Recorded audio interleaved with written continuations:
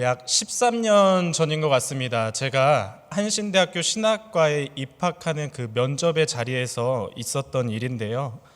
한 교수님께서 이 면접 시간에 면접을 보러 온 학생들에게 이렇게 질문 한 가지를 던졌습니다. 여러분은 왜 신학 공부를 하러 왔어요? 라는 질문이었습니다.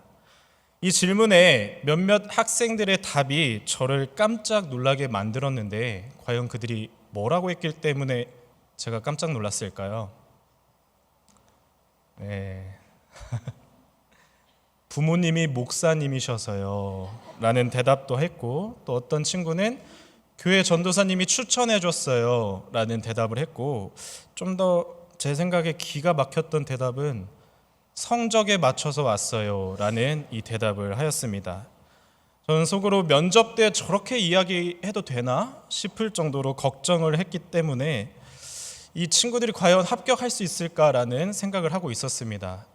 제 생각과 이어져서 그렇게 말한 친구들은 더 이상 학교에서 볼 수 없게 되었지만, 저는 뭐라고 대답을 했길래 합격을 해서 지금 이 자리까지 서 있게 됐을까요? 네. 사실 저도 뭔가 큰 사명이 있고 뜻이 있어서 신학과에 지원을 했던 것은 아니었습니다.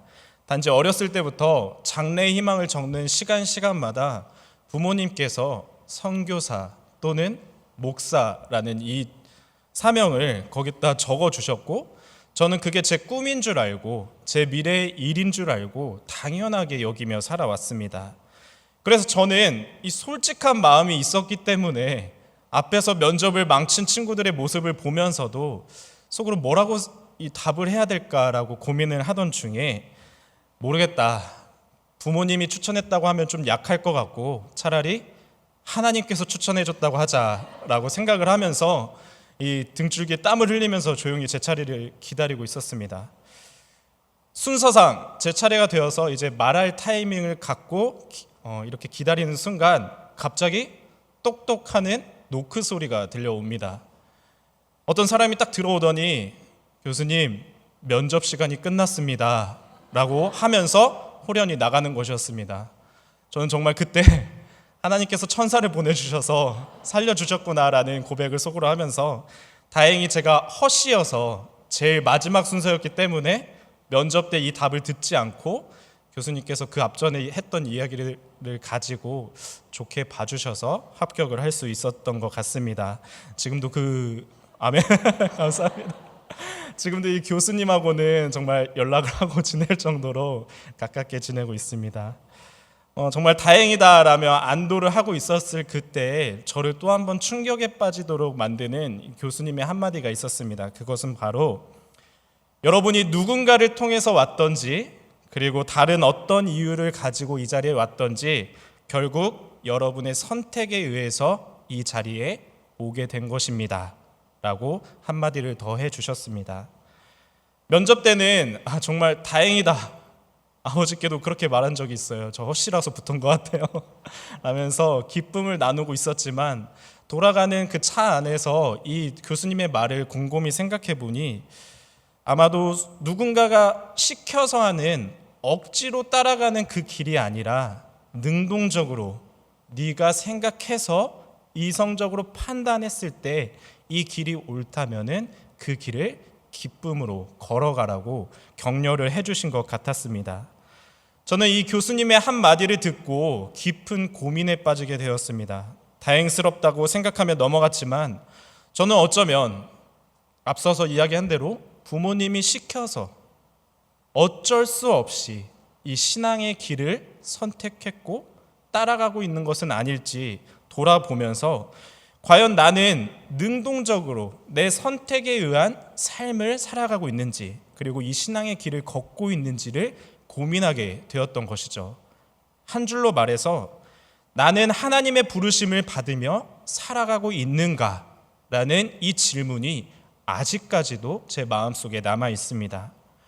성경에서도 이처럼 많은 부르심에 대한 사건이 우리에게 보여집니다. 우리가 잘 알고 있는 아브라함, 모세, 그리고 사사시대를 이끌었던 사사들과 수많은 예언자들까지 모두 하나님의 부르심을 받은 사람들이었습니다.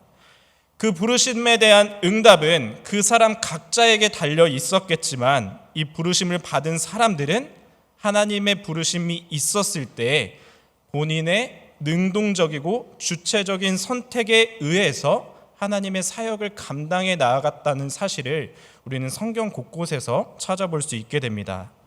이처럼 성경 속의 이 인물들을 깊게 묵상할 때면 그들은 저에게 이렇게 질문을 던집니다. 당신은 하나님께 부름을 받으며 살아가고 있습니까? 오늘 한 해를 마무리하며 새로운 날을 기대하는 이 시간, 이 질문을 여러분과도 함께 나누고 싶습니다. 여러분은 하나님의 부르심에 따라 이 신앙의 길을 걷고 계십니까? 오늘 본문의 배경인 이 갈릴리 바다는 물고기가 풍부하여 많은 어부들이 모여 사는 그런 곳입니다. 예수님께서 부르심을 받은 이 제자들을 갈릴리 바다에서 물고기를 잡는 어부였고 이 물고기를 잡아 생계를 유지하던 지극히 우리와 같은 평범한 사람들이었습니다.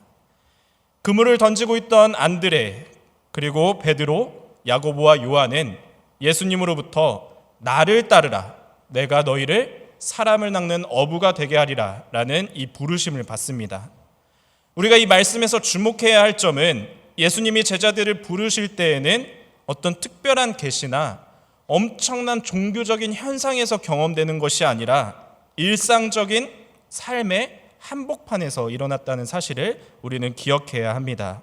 예수님의 부르심이 누군가 특별한 사람에게 일어난 것이 아니라 우리처럼 평범한 사람들의 삶을 뚫고 들어온 것이죠. 그러므로 오늘 말씀에서 예수님은 제자들을 부르실 때에 회당이나 성전, 교회와 같은 종교적인 장소가 아니라 우리의 일상 속에서 우리를 부르고 계심을 기억하면서 말씀을 나누려 합니다. 예수님께서 이 땅에 찾아오셔서 그의 삶과 가르침의 핵심을 통해 보여진 그것은 바로 하나님 나라였습니다. 이 하나님 나라는 우리의 신앙과 믿음으로만 보여지는 것이 아니었는데 우리 앞에 다가온 그리고 예수님께서 선포하시는 이 하나님 나라를 우리 삶에 받아들이기 위해서는 나의 신앙과 믿음의 변화뿐만 아니라 나의 삶 전체가 변하여서 하나님만을 바라보고 나의 가치가 하나님께 있음을 인정하는 삶 전체의 전환을 의미하고 있습니다. 그리고 이렇게 변화된 그들 삶 가운데서 작은 움직임을 통해 그리고 제자들을 통해 예수님께서 선포하셨던 이 하나님의 나라가 우리에게도 보여지고 있습니다. 평범한 일상을 뚫고 예수님의 부르심을 자발적으로 그리고 자기의 이성과 판단에 의해서 그렇게 뜻을 받아들였던 이 제자들을 통해 하나님 나라를 보여주신 이 은혜를 우리가 함께 누리기를 간절히 소망합니다. 우리가 또 한 가지 주목해야 할 점은 예수님의 제자가 된다는 것이 우리가 흔히 생각하는 선생님과 제자의 모습이 아니라는 사실입니다. 이스라엘 사회의 대표적인 사제관계, 스승과 제자의 관계는 랍비라 불리는 스승과 학생 간의 관계였습니다. 신약 성경에 따르면 예수님을 랍비라고 부르는 이 장면들도 많이 등장하죠. 그러나 예수님과 제자들이 보여지는 모습은 이 랍비와 학생들과의 모습과는 완전히 차이가 있습니다. 네 가지로 비교를 해볼 수 있겠는데요. 첫 번째는 유대 학교에서 학생들이 랍비의 제자로 들어갔다는 것은 토라, 즉 구약의 모세 오경과 율법을 배운다는 것을 의미했습니다.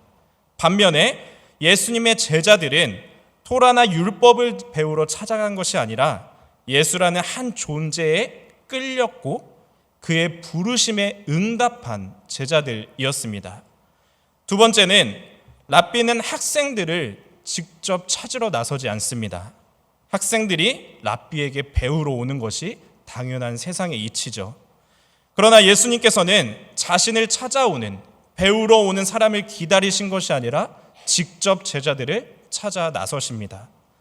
세 번째로 일반적으로 사제 관계에서는 제자가 스승을 섬기는 일이 당연합니다. 그런데 예수님께서는 이 땅에 섬김을 받으러 오신 것이 아니라 섬기러 왔다라고 우리에게 말씀하고 계시죠.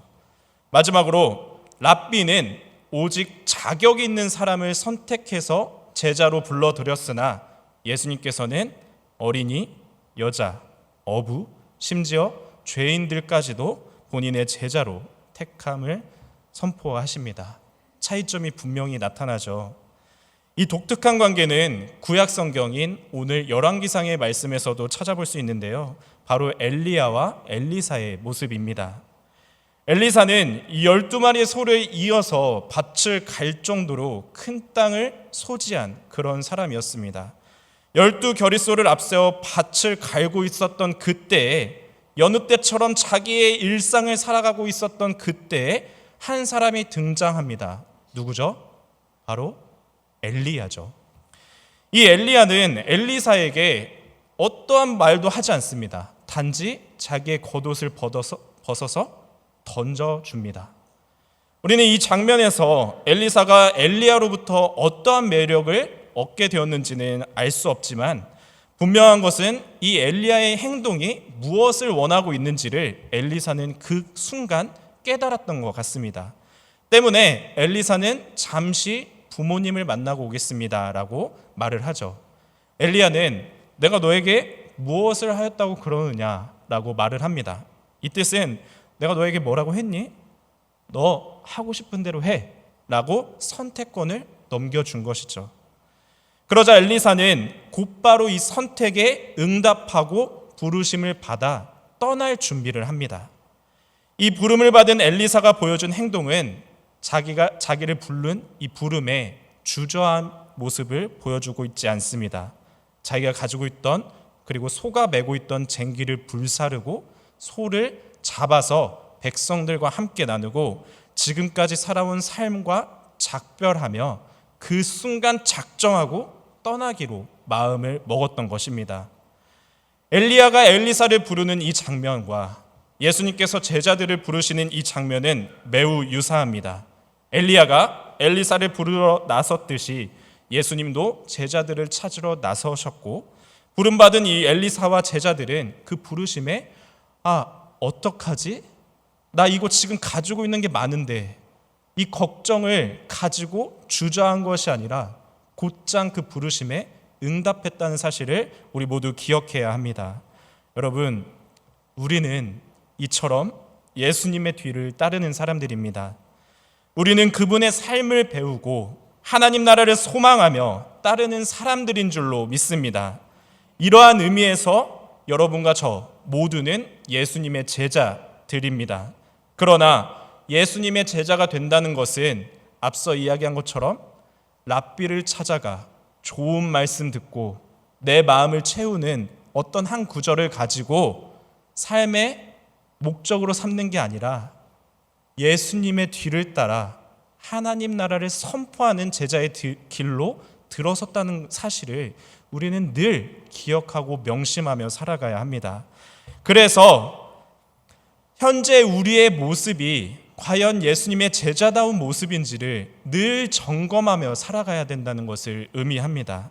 내가 가진 모든 것을 제쳐두고 예수님의 부르심에 응답하여 그만큼 주저함 없이 예수님 앞에 나아갈 수 있는지, 또 예수님을 그러한 마음으로, 진정한 마음으로 사랑하고 있는지를 늘 끊임없이 되새기고 점검하기 위해서는 오늘 여러분과 함께 나눈 그 질문, 당신은 부름받은 제자입니까?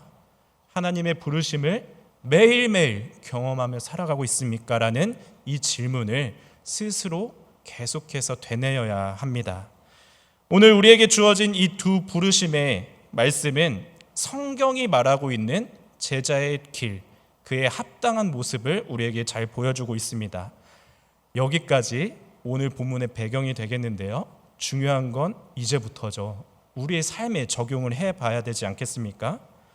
제가 한 달 전에 모든 인간들에게는 자신이 원하는 것을 선택할 자유가 있다고 갈라디아서의 말씀을 통해 여러분과 말씀을 나눈 적이 있습니다. 기억하시지 못할 것 같아서 갈라디아서 5장 1절의 말씀을 함께 읽어보도록 하겠습니다. 그리스도께서 우리를 자유롭게 하려고 자유를 주셨으니 그러므로 굳건하게 서서 다시는 종의 멍에를 매지 말라. 아멘. 즉 하나님의 뜻이라 할지라도, 예수님의 부르심이 우리 앞에 놓여 있다 할지라도 내가 그 뜻을 따를지 말지는 나의 선택에 달려 있다는 것입니다. 그래서 언제나 개인의 의지와 선택이 가장 중요하다고 말씀을 나눈 적이 있습니다. 제자들과 엘리사는 따르라는 이 말씀에 즉각적으로 행동합니다. 오늘 성경 본문만 봐서는 이 두 사람에게 어떠한 매력을 느꼈기 때문에 따라 나서는지 우리가 정확히 알 수는 없지만, 제자들은 예수님의 나를 따르라는 이 한마디에, 그리고 엘리사는 엘리야의 겉옷을 던지는 이 장면을 통해 자신의 삶 전체를 내던질 만한 무언가를 깨달았던 것 같습니다. 그래서 그들은 부르심에 주저하지 않았고 길을 따라 나서기로 작정하였고 죽는 그 날까지 그 길을 걸어갔던 것이죠. 이처럼 예수 그리스도의 제자가 된다는 것은 부르심에 자발적으로 응답하여 자신의 인생 목적과 가치관을 온전히 하나님께 두는 삶이 전환되는 것을 의미합니다. 바로 이 부르심의 은혜를 경험할 수 있는 여러분과 제가 되기를 간절히 소망합니다. 사회 현상을 설명하는 단어 중에 레밍 효과라는 말이 있습니다.